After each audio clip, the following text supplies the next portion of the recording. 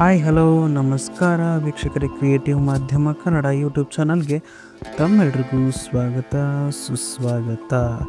ಚಳಿಗಾಲದಲ್ಲಿ ಕೂದಲಿನ ಆರೋಗ್ಯ ಯಾವ ರೀತಿ ನೋಡ್ಕೊಳ್ಬೇಕು ಅಂತ ಈ ಒಂದು ವಿಡಿಯೋದಲ್ಲಿ ತಿಳಿಸ್ಕೊಡ್ತೇನೆ.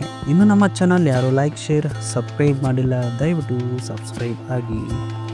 ಚಳಿಗಾಲದಲ್ಲಿ ಕೂದಲು ಉದುರುವಿಕೆ, ತಲೆಹೊಟ್ಟು, ಕೂದಲು ಕಳೆಗುಂದುವ ಸಮಸ್ಯೆಗಳು ಸರ್ವೇ ಸಾಮಾನ್ಯವಾಗಿ ಕಾಡುತ್ತವೆ. ಆದರೆ ಸಣ್ಣ ಕಾಳಜಿ ವಹಿಸುವ ಮೂಲಕ ಚಳಿಗಾಲದಲ್ಲಿ ಕಾಡುವ ಕೂದಲಿನ ಸಮಸ್ಯೆಗಳಿಂದ ಪರಿಹಾರ ಪಡೆಯಬಹುದು. ಚಳಿಗಾಲದಲ್ಲಿ ಕೂದಲು ಹಾನಿಗೊಳಗಾಗಲು ಬಿಸಿ ನೀರಿನಿಂದ ಸ್ನಾನ ಮಾಡುವುದು, ಹೇರ್ ಡ್ರೈಯರ್ಗಳನ್ನು, ಉಣ್ಣೆ ಬಟ್ಟೆಗಳ ಬಳಕೆ, ಹವಾಮಾನ ವೈಪರೀತ್ಯ ಎಲ್ಲವೂ ಕಾರಣವಾಗುತ್ತವೆ.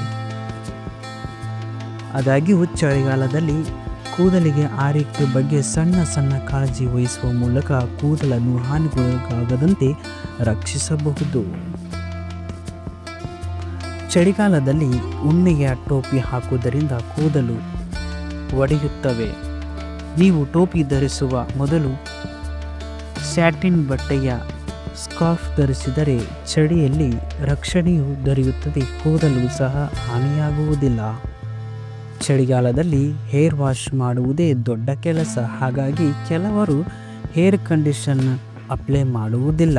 ಆದರೆ ಚಳಿಗಾಲದಲ್ಲಿ ತಪ್ಪದೆ ಹೇರ್ ಕಂಡೀಷನ್ ಅನ್ವಯಿಸಿ, ಇದರಿಂದ ಕೂದಲಿಗೆ ಮರುಜೀವ ನೀಡಿದಂತಾಗುತ್ತದೆ. ಚಳಿಗಾಲದಲ್ಲಿ ಕೂದಲು ಬೇಗ ಒಣಗಲೆಂದೇ ಹೇರ್ ಡ್ರೈಯರ್ಗಳನ್ನು ಬಳಸಲಾಗುತ್ತದೆ. ಆದ್ದರಿಂದ ನಿಮ್ಮ ಕೂದಲನ್ನು ಅತಿ ಹೆಚ್ಚು ಹಾನಿಗೊಳಿಸುತ್ತದೆ. ಕೂದಲಿಗೆ ಎಣ್ಣೆ ಹಚ್ಚಿ ಹೊರಗೆ ಹೋಗೋದರಿಂದ ತಲೆಹೊಟ್ಟಿನ ಸಮಸ್ಯೆ ಹೆಚ್ಚಾಗುತ್ತದೆ. ಇದನ್ನು ತಪ್ಪಿಸಲು ನೀವು ಮನೆಯಲ್ಲಿರುವಾಗ ಕೂದಲಿಗೆ ಆಯಿಲ್ ಮಸಾಜ್ ಮಾಡುವುದನ್ನು ಪರಿಗಣಿಸಿ. ಚಳಿಗಾಲದಲ್ಲಿ ತಪ್ಪದೆ ಹೇರ್ ಸ್ಪಾ ತೆಗೆದುಕೊಳ್ಳಿ. Hair spa, oil massage, streaming, shampoo, condition ಎಲ್ಲದರ ಸಂಪೂರ್ಣ ಸಂಯೋಜನೆ ಆಗಿದ್ದರಿಂದ ಇದು ಕೂದಲಿನ ಆರೈಕೆಯಲ್ಲಿ ಪ್ರಮುಖ ಪಾತ್ರ ವಹಿಸುತ್ತದೆ. ಇದಿಷ್ಟು ಈ ಒಂದು ವಿಡಿಯೋದಲ್ಲಿ ಮಾಹಿತಿಯಾಗಿತ್ತು. ಇನ್ನೂ ಹೆಚ್ಚಿನ ಮಾಹಿತಿಗಾಗಿ ಮತ್ತೆ ಹೊಸ ವಿಡಿಯೋದೊಂದಿಗೆ ನಿಮ್ಮನ್ನು ಭೇಟಿಯಾಗ್ತೀನಿ. ಅಲ್ಲಿವರೆಗೂ ನಮ್ಮ ಚಾನಲ್ ಲೈಕ್ ಶೇರ್ ಹಾಗೂ ಸಬ್ಸ್ಕ್ರೈಬ್ ಮಾಡೋದನ್ನು ಮಾತ್ರ ಮರಿಬೇಡಿ. ನಮಸ್ಕಾರ.